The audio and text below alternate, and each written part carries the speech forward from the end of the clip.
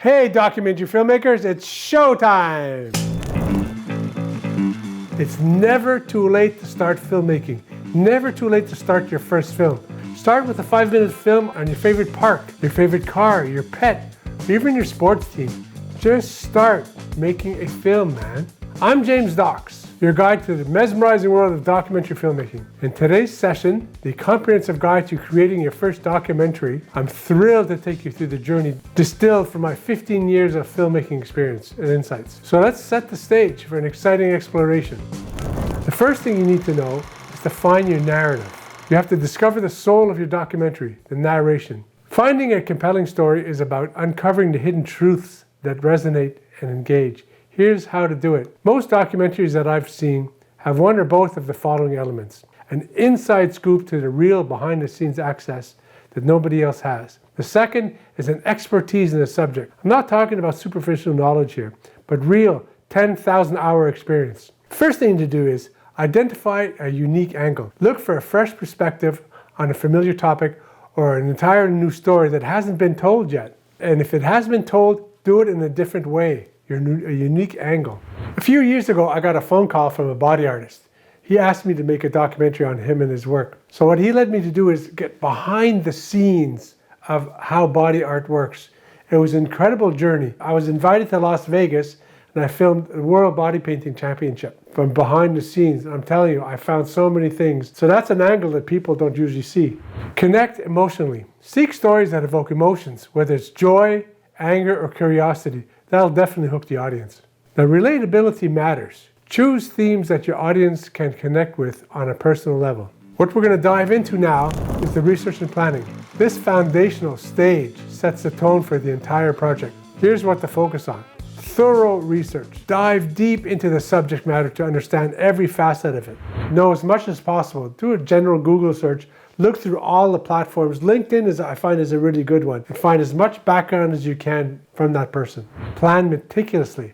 Outline your approach from the interview subject to the shooting location. If you could use ChatGPT to help you plan and figure out shoots, always do it. It's a great tool. Just developing, just coming out. Flexibility is key. Be prepared to adapt your plan as new information and opportunities arise. What usually happens is you take one step forward in the documentary, then you get new information, then you have to change everything. So be flexible. Then you take another step and something else happens. I can tell you from my experience, the documentary you started out making is never the one you end up having. You're going to discover so many things about yourself and about the subject or person. Now, one thing that I've really loved is I found this Shut Up and Shoot. It's a shoot checklist. I got it from the book Shut Up and Shoot. This is one of dozens of books that have helped me research. Let's talk about the filmmaker's toolbox, equipment and technology. Whether you're on a tight budget or have access to high-end gear, here's what you need to know. Buy the best equipment that you could afford.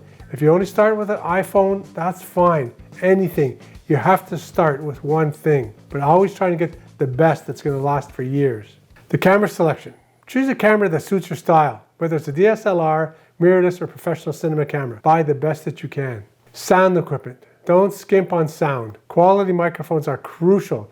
These are things that you're going to keep for many, many years. You're going to hear this time and time again from documentary filmmakers or any filmmakers. Sound is key. People will forgive bad footage, but they won't forget sound. The third thing you need to know here is to understand the basics of lighting to enhance your visual storytelling. I was lucky enough to take a course in California, and I had a hands-on 3-point lighting. This carried me throughout my whole career. Number 4, mastering the interview. Takes years to master the interview, but you got to start with your first one. Just go ahead and start. Interviews can be the heartbeat of your documentary. Here's how to master this list. Prepare thoughtful questions. Tailor your questions to elicit deep, meaningful responses. If you can use ChatGPT, that will help you save time. Create comfortable environment. Make sure the person you're interviewing is very comfortable and feels at home. That way you'll get more natural responses. Listen actively. Sometimes the best moments come from unplanned follow-up questions. The 5th thing, the power of B-roll and visual storytelling. B-roll is visual poetry of your documentary. It's not just supplemental, it's essential. You're not going to look at my face when I'm talking about a camera. You got to show the camera. That way you see what I'm talking about. This helps to show you a story, not tell the story. Here's how to capture B-roll that tells a story. Plan your shoots. Think about how each shot can complement your narrative. So if I'm talking about a microphone, I'm going to show a microphone. If I'm talking about a camera, I'm going to show a camera. Be observant. Capture candid moments that add authenticity to your story. A very popular thing that I like to do is as soon as I walk into a room, I'll put a GoPro in a corner and turn it on. That way I get the whole setup and I get the people coming into the interview. You get to see them in a more candid and relaxed manner. Variety in B-roll is key. Mix wide shots, close-ups, and everything in between for a dynamic visual experience. Number 6, symphony of sound. Excellent audio can elevate your documentary to professional heights.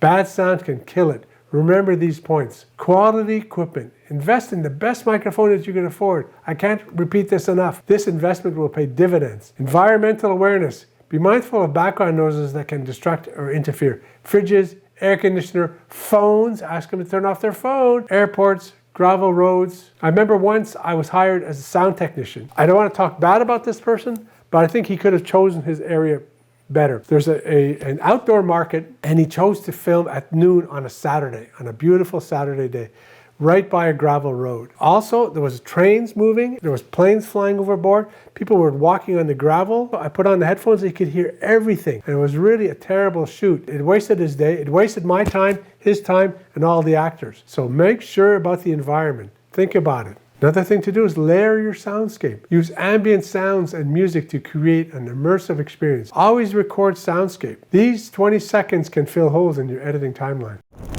Crafting the final cut. Thing number 7. In the editing suite, your story comes to life. Here's how to piece things together. Story first. Always edit with your narrative in mind. What story are you trying to tell? Pace it right. Balance fast-paced sequences with slower reflective moments. Color and sound design. Use color grading and sound mixing to set the mood and tone of your film. To give 2 minutes to the editing process is ridiculous. I know. There's so many things to do. You have to start with the basics. So just start from here. In helping you learn how to edit, there's things you need to do. 1, watch as many videos like this as possible. There are 2 training companies that I've used for years. One is Film Editing Pro. Now these guys are amazing. All these trophies that I have, basically, when I started, I had none. Once I started using Film Editing Pro, especially on trailer editing, that's when I started winning awards. The second one is Ripple Training. The nitty-gritty of using Final Cut Pro and DaVinci Resolve. This is the go-to. I've been going to them for years. They are amazing. Thing number 8, navigating legalities. Documentary filmmaking comes with a share of legal considerations. Here's what you need to keep in mind. Release forms. Always get signed release forms from your subjects before the shoot. I filmed once a ninja sequence where I had 8 people dressed in ninja costumes. Now at the end of the shoot, there was one who decided she didn't want to sign the release. It killed the whole shoot. I wasted a lot of time, a lot of money, and anger. So always get them to sign before the shoot. If they don't sign before the shoot, well, they're not interested. Really remember this. It cost me a lot of money and time. Copyright awareness. Be clear on the use of copyrighted material like music and archival footage. There's also ethical considerations. Ensure your documentary respects privacy and ethical boundaries. Thing number 9, the virtue of persistence. Persistence and patience are the unsung heroes of filmmaking. Here's why it's so crucial. Expect challenges. Filmmaking is unpredictable. Be ready to face the outcomes and obstacles because they're going to come.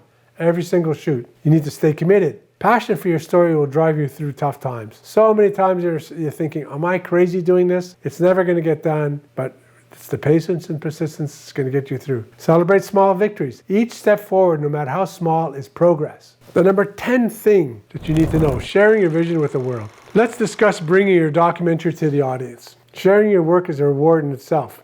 Here's how to do it effectively. Select the right platform. Whether it's film festivals, streaming services, or YouTube, choose platforms that best suit your film. Engage with your audience. Use social media community screenings to connect with your viewers. Leverage feedback. Embrace constructive criticisms to grow as filmmakers. If you get any negative comments, my advice is just completely ignore it. Don't answer it, move on. They just want attention and you're going to feed the negative. Just move on. That's it. That's my opinion. So a number of years ago, I decided to enter some films in film festivals. Now I'm really proud of every one of these trophies. Best Short Documentary, Ice Hockey Orphans, James Anthony McElligott, Paris Film Awards. These trophies have allowed me to have some credibility in the documentary world. They've put me on the map. People from all over the world have seen my films. It's really humbling. So in a nutshell, that wraps up our comprehensive guide to documentary filmmaking. Each of these insights are video in themselves. I hope these insights fuel your passion and equip you for your filmmaking journey. Subscribe to get more in-depth content. Share your thoughts, questions, and your own documentary adventures below. Let's keep this creative conversation alive. Until next time, keep rolling, keep filming, keep exploring, and tell the stories that matter. Farewell from my studio to yours, and always remember, never give up, never stop filming. It's never too late.